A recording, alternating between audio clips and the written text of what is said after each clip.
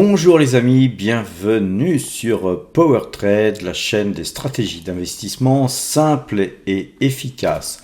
Alors aujourd'hui on est dimanche, c'est relax, c'est cool, un petit thé. Avant de vous parler d'analyse graphique, puisque dimanche c'est analyse graphique, stratégie et tout et tout. Donc on y va cool puisque les marchés sont fermés, donc on a le temps, j'ai vraiment le temps de me poser et d'essayer, j'ai bien d'essayer, de développer la pédagogie nécessaire à vous expliquer certaines choses, dont le fonctionnement de l'analyse graphique dans toute sa quintessence, tout du moins avec le peu de choses que je connais. D'une part, et puis aussi des choses que j'ai triées, puisque beaucoup de choses ont été élaguées par mes soins, puisque jugées trop compliquées, aléatoires ou souvent revérifiables qu'a priori après les fêtes. Vous voyez, donc moi j'aime bien essayer d'utiliser l'analyse graphique pour essayer de deviner, j'ai bien essayé, de deviner ce qui va se passer dans le futur par rapport à ce qui s'est passé dans le passé et par rapport à des techniques qui ont été éprouvées par le temps, utilisées par beaucoup de gens, des techniques qui nous viennent du fin fond du Japon à l'époque où justement les gens essayaient de prévoir le prix du riz sur les marchés et on parle de ça il y a plus de 1000 ans, donc vous imaginez que c'est pas quelque chose qui a été inventé récemment par un youtubeur loufoque qui a décidé de vous vous faire payer des formations à prix d'or pour essayer de vous inculquer ça, puisqu'en fait ça peut se trouver dans tous les livres d'analyse graphique, tout simplement, il suffit d'en acheter un. Par contre, parfois, l'ouvrir, ce livre, et essayer de comprendre, ça peut être un petit peu rebutant pour certains, et puis pour certains, ça va être, je dirais pas du japonais, mais du chinois, pour essayer de comprendre les tenants et les aboutissants de ce qui est inscrit dans ce livre. Alors moi j'essaye d'aller au plus simple, parce que j'ai un esprit assez simple, et donc c'est aussi peut-être pourquoi parfois beaucoup d'entre vous me disent que si on me l'avait expliqué comme ça, j'aurais compris plus vite. Tout simplement parce que vous êtes peut-être comme moi les amis, je comprends vite, mais il faut m'expliquer longtemps. Alors aujourd'hui, on va aborder quelque chose de très très important dans l'analyse graphique, c'est les triangles, les formations en triangle. C'est vraiment une figure classique de l'analyse graphique et c'est l'outil, la figure la plus puissante qu'il existe à ma connaissance dans justement la façon d'aborder l'analyse graphique. Donc rappelez-vous, on avait vu les canaux, je crois au premier cours. Au deuxième cours, on avait vu les moyennes mobiles, notamment la moyenne 2 jours, 12 jours que j'affectionne particulièrement, mise au point par mes soins. Ensuite, donc voyons aujourd'hui les triangles et surtout la formation des triangles. Comment les triangles se forment-ils et comment peut-on les détecter le plus rapidement que possible afin d'avoir, on va dire, un petit coup d'avance sur tous les chartistes qui utilisent notamment cette méthode. Alors j'aime bien cette méthode particulièrement parce qu'elle aussi fait partie des bases fondamentales de tous les arts martiaux. Les formations en triangle, c'est des formations militaires aussi. Je vous encourage aussi à lire Sun Tzu, qui est un livre très intéressant, qui vous permettra aussi de développer vos propres stratégies guerrières, puisqu'on est en guerre dans les marchés financiers. C'est une guerre entre les acheteurs et les vendeurs, et puis donc voilà, à vous de justement choisir votre camp et puis déterminer en matière d'investissement vers lequel des deux vont se porter votre investissement. Alors, en fait, c'est très très facile, hein, ce que je vais vous montrer aujourd'hui est très très facile à comprendre, mais assez difficile à expliquer. Comme d'habitude, c'est toujours le même problème. Et tout ça, c'est juste tout simplement pour essayer de prévoir des objectifs de cours et d'une manière directionnelle où va aller justement les cours, vers la hausse ou vers la baisse. Et tout ça dans les arts martiaux en triangle, hein, si vous faites du judo par exemple, ou vous faites du jiu-jitsu traditionnel ou du jiu-jitsu brésilien, le triangle, hein, c'est une façon d'étrangler quelqu'un de par un triangle, de par tout simplement ses jambes. On forme un triangle pour former un étranglement. En kung fu ou en Wing Chun, même en boxe d'ailleurs, vous avez des déplacements en triangle, hein, vous dessinez un triangle sur le sol et vous vous déplacez fonction de ce triangle pour atteindre un but. Donc c'est quelque chose de très directionnel, le triangle. Et puis ce qui est magique, hein, c'est qu'avec deux triangles, vous faites un carré. Et voilà, de par tout ce que je viens de vous dire, déjà, ça devient très très intéressant de se pencher sur la question. Et surtout, c'est qu'en fait, un triangle, ça se forme à partir d'une hésitation de marcher. Les cours oscillent d'un point à un autre, mais de haut en bas, et puis d'une manière de plus en plus petite, et ça vous forme un triangle. Et cette hésitation, une fois qu'elle est identifiée, quand on sort de cette hésitation, tout simplement, c'est que le sens a été trouvé par le marché, et mettons-nous dans ce sens pour gagner du pognon. Et donc on va aller tout de suite dans le vif du sujet, c'est dans les explications. J'ai rien préparé, vous voyez, j'ai même pas encore allumé l'ordinateur, donc je vais couper, rallumer et je vais vous chercher matière à vous expliquer ça, les amis. À tout de suite, les amis. Alors, j'ai pas mis longtemps à trouver hein, une figure en triangle.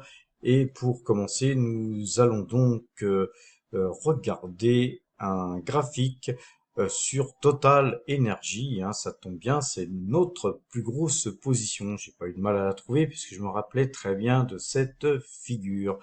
Très très jolie figure en triangle. Alors d'abord, première chose les amis, il existe trois types de triangles. Il y a le triangle symétrique, le triangle ascendant et le triangle descendant. Voilà, donc c'est assez simple. Hein. Mais de toute façon, même si vous retenez pas le fait qu'il y ait trois triangles, faites comme moi. Pour moi, un triangle, c'est un triangle, point barre, qui soit ascendant, symétrique, descendant. Je m'en fous. Je vois un triangle et à partir de là, le triangle, il est cassé par le haut ou par le bas et puis voilà. Après, on fait ce qu'on a à faire par rapport à la cassure. Et donc là, on voit sur ce triangle, les amis, qui est très bien tracé, hein, et très proprement cassé. On a eu une cassure ici, hein, sur le trend supérieur du triangle, et puis ensuite on a eu de cesse que de monter, monter, monter, monter, jusqu'à toucher l'objectif. Et comment on trouve l'objectif?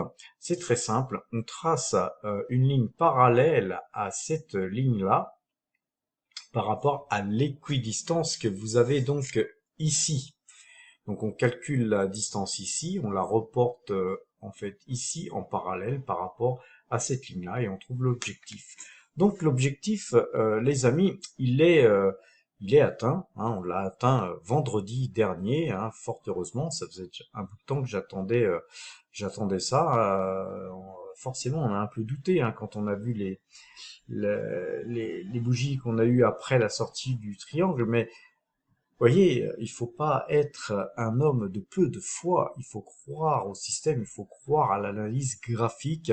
Et puis par contre, effectivement, si on avait cassé par le bas encore une autre fois ce triangle, et puis même cassé encore plus bas, là, ça aurait été vraiment pourri, et nous aurions été obligés de prendre la décision, peut-être, pourquoi pas, d'alléger sur ce titre, car je ne vois pas pourquoi nous aurions eu une cassure pareille. Enfin bref, le truc, c'est que je voulais vous dire que globalement, ce type de figure, ça marche à peu près 8 fois sur 10. Donc pourquoi s'en priver, hein, pourquoi se priver de l'analyse graphique quand, et là par contre, j'apporte le petit bémol, hein, de ceux qui sont complètement détracteurs de l'analyse graphique, pourquoi se priver de l'analyse graphique quand on est très très positif en macroéconomie sur ce titre? À partir du moment où on a fait une analyse macro sur ce titre et puis qu'on veut absolument l'acheter, pourquoi se passer de pareils systèmes, hein? Pourquoi acheter, je sais pas, au plus haut, ou pourquoi ne pas bénéficier de cette facilité technique que nous offrent les sorties de triangle? Alors à présent, voici un triangle descendant, hein, là dessiné en bleu. Je vais un petit peu agrandir ça. Donc en fait, on a cassé vers le bas, tout simplement, et donc on prend cette équidistance qu'on a ici, on la reporte là, et peu ou prou, on a l'objectif. Moi, j'aime pas trop les objectifs et sortir pile poil au niveau des objectifs. En général, je sors avant. En plus, bon là, je vous fais un exemple, hein, c'est un exemple de triangle descendant. Il me serait jamais venu à l'idée de shorter l'action Michelin, hein, puisque c'est l'action Michelin que nous regardons là actuellement. Donc un petit triangle, j'aurais pu vous trouver mieux comme triangle, hein, mais je pense que voilà, un triangle c'est un triangle. Après il y a un écart plus ou moins important ici. Effectivement, vous avez des triangles en biseau beaucoup plus fins, etc. Mais voilà, vous avez une sortie de, vous en dessinez un triangle, vous avez une sortie de triangle, et ben voilà, moi en général, je préfère toujours les sorties de triangle vers le haut, et évidemment, puisque sur les actions, je short très très très rarement, ça fait des années et des années que je n'ai pas shorté une action. Pourquoi s'embêter à prendre des risques, à se retrouver dans une situation que personnellement moi je n'aime pas, à devoir me racheter alors que la période est difficile et puis que les titres on les a pas. Donc en fait moi je suis dans une situation inconfortable quand je suis vendeur et que je dois me racheter et que je suis dans une mauvaise position.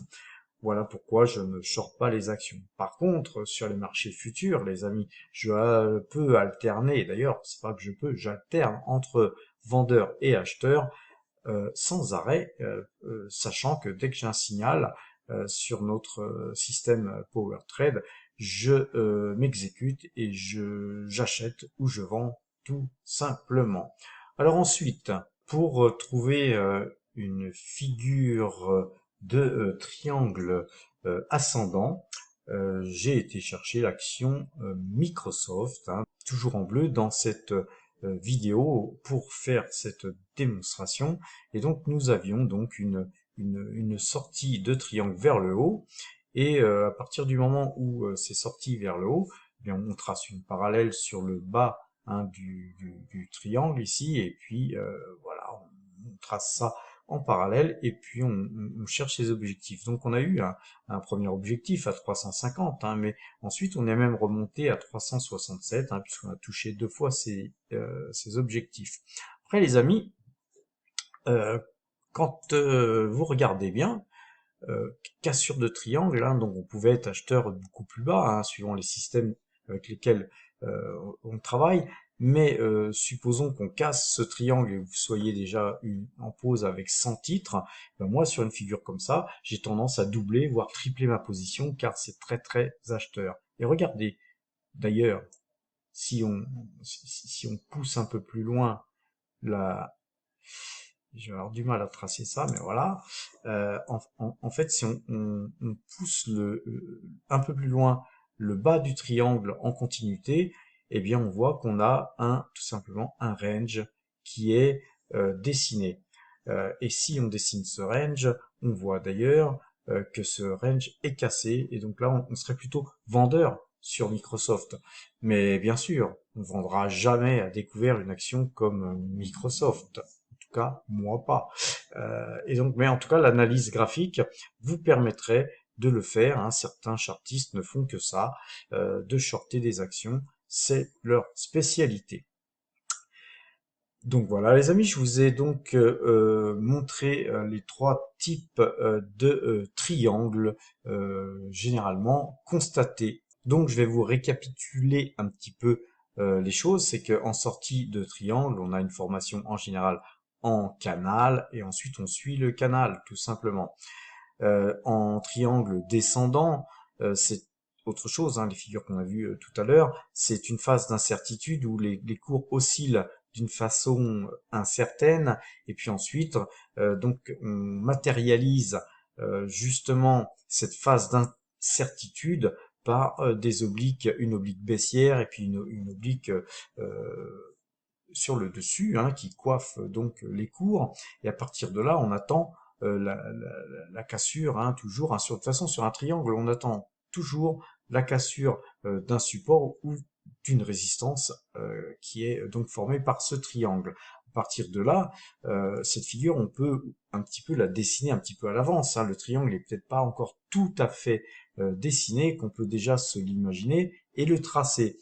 Et puis ensuite, dès qu'on a des bougies qui valident notre figure, on peut se permettre d'opérer et d'opérer un petit peu plus rapidement que nos collègues qui l'ont pas encore tout à fait dessiné.